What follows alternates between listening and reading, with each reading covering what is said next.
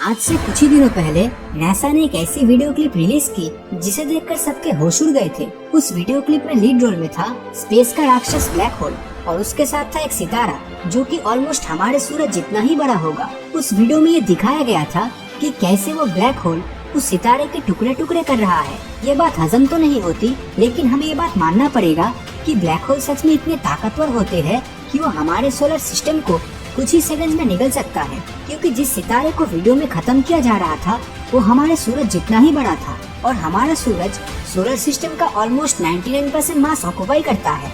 लेकिन क्या आप ये सोच सकते हैं कि निगलने के बाद आखिर उस सितारे का क्या हुआ होगा? इस सवाल का जवाब जानने के लिए इस वीडियो को अंत तक जरूर देखना, क्योंकि इस वीडियो में हम जानेंगे कि आखिर एक ब्लैक होल के अंदर क्या होता है। ब्लैक होल के स्ट्रक्चर को जानने से पहले चलिए बात कर लेते हैं ब्लैक होल दिखता कैसा है। आप जब भी कभी ब्लैक होल को देखेंगे तो सबसे पहले आपको उसके आसपास बहुत सारी गैस जैसी चीजें नजर आएगी। ये और कुछ नहीं बल्कि बहुत सारी ग्रेविटी है जो हर चीज को अपनी तरफ तेजी से खींच रही है। ब्लैक होल हर समय रोटेशन करता रहता है, जिस कारण ये रोशनी को बहुत ही तेजी से रिफ्लेक्ट करता है और इनके आसपास की गैलेक्सीज बहुत तेजी से ग्लो करती है। इंटरस्टेलर मूवी के प्रोडक्शन में काम कर चुके एक साइंटिस्ट ने बताया है कि ब्लैक होल एक स्ट्रेच्ड ओवल के शेप का होता है। इसकी बाउंड्री का एरिया मेन होल के कंपैरिजन में बहुत ही ज्यादा डार्क होता है। लेकिन इसका ये मतलब बिल्कुल नहीं है कि जब आपको ब्लैक होल खुले आसमान में दिखेगा तब वो ब्लैक होल ही होगा।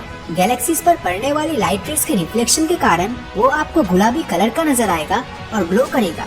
लेकिन क्या होगा अगर आप या आपका कोई दोस्त ब्लैक होल को देखते देखते उसमें गिर जाए या फिर ये आसमान से ग्रेविटी की मदद से हमें अपनी तरफ खींच ले? आइए जानते हैं कि ऐसा हुआ तो क्या होगा। जब आपके किसी दोस्त को ब्लैक होल अपनी तरफ खींचेगा या जब ब्लैक होल में गिरने लगेगा तब शुरुआत में उसे ऐसा लगेगा कि उसकी बॉडी एक स्प्रिंग की तरह काम कर रही है, मतलब कि वो स्ट्रेस्ड हो जाएगा। ऐसा इसलिए क्योंकि ब्लैक होल जब किसी चीज को अपनी तरफ खींचता है तब ज्यादा ग्रेविटेशनल फोर्स उस चीज के निचले हिस्से पर लगती है। ऐसा ही आपके दोस्त की बॉडी के साथ भी होगा। जब वो नीचे गिरेगा तब ब्लैक होल उसके पैर को किसी स्प्रिंग की तरह खींच रहा होगा। धीरे धीरे उसकी बॉडी ब्लैक होल की बाउंड्री तक मूव कर जाएगी, लेकिन इसी दौरान उसकी मूवमेंट फास्ट से स्लो होती चली जाएगी और वो बाउंड्री लाइन पर जाकर रुक जाएगी। लेकिन इसके बाद क्या? ब्लैक होल एक ऐसी जगह है जहाँ पर टाइम और स्पेस कोलैप्स करता है। लेकिन क्या यह बताता है कि हम ब्लैक होल में जाकर खत्म हो जाएंगे? नहीं ना।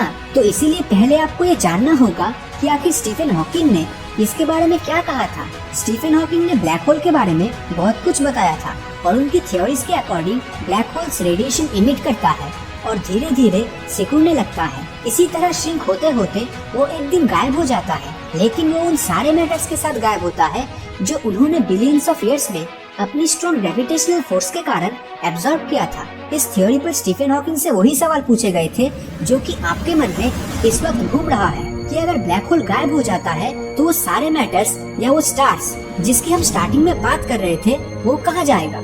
इसका उत्तर स्टीफन हॉकिंग की थ्योरी में ही है, यानी कि ब्लैक होल्स के द्वारा जो कुछ भी एब्जॉर्ब किया जाता है वो रेडिएशन के फॉर्म में वापस आ जाता है। जैसे आपका वो दोस्त जिसका हमने एग्जाम्पल लिया था, अगर वो ब्लैक होल द्वारा एब्जॉर्ब कर लिया जाता है तब वो ब्लैक होल में जाकर रेडिएशन बनकर निकल आएगा। इस बात का अब तक कोई ठोस सबूत तो नहीं है, लेकिन कई लोग इसके सही होने का दावा कर चुके हैं। डैनियल जेफरी भी उन्हीं लोगों में से एक है और उन्होंने इसे बोनफायर और बुक के एग्जाम्पल से एक्सप्लेन करने की कोशिश की है। मान लीजिए कि आपके पास कोई किताब है और उस किताब को पढ़ने से आप हमेशा बोर हो जाते हो। इसी कारण आप उस किताब को जला देते हो और जलने के बाद वो किताब राख में बदल जाता है। लेकिन उस बुक की इन्फॉर्मेशन और उसके अंदर की नॉलेज का क्या हुआ?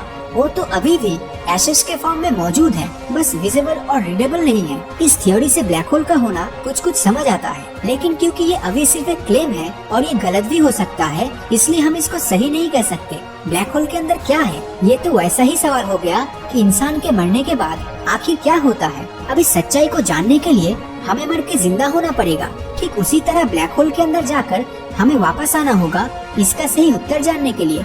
जाहिर सी बात है कि ब्लैक होल से निकलने वाले रेडिएशन ही इसके सभी राजों को छिपाए हुए है और अगर हमें उसे जानना है तो ऑब्वियस सी बात है कि हमें उनकी डिटेल में स्टडी करनी होगी। जहाँ तक बात हुई ब्लैक होल्स के अंदर जाने की, तो ऐसा तो अभी तक कोई नहीं कर सकता। इसके लिए हमें इतनी टेक्नोलॉजी को डेवलप करना होगा जिससे हम किसी ब्लैक होल तक एक स्पेस मिशन भेज सके। ब्लैक होल्स जब तक पिक्चर्स और किताब से निकलकर स्पेसशिप के सामने नहीं आता, तब तक उनके बारे में सिर्फ सवाल ही किए जा सकते हैं और उनके जवाब में मिलेगी तो बस इमेजिनेशन। तो आज के लिए सिर्फ इतना ही।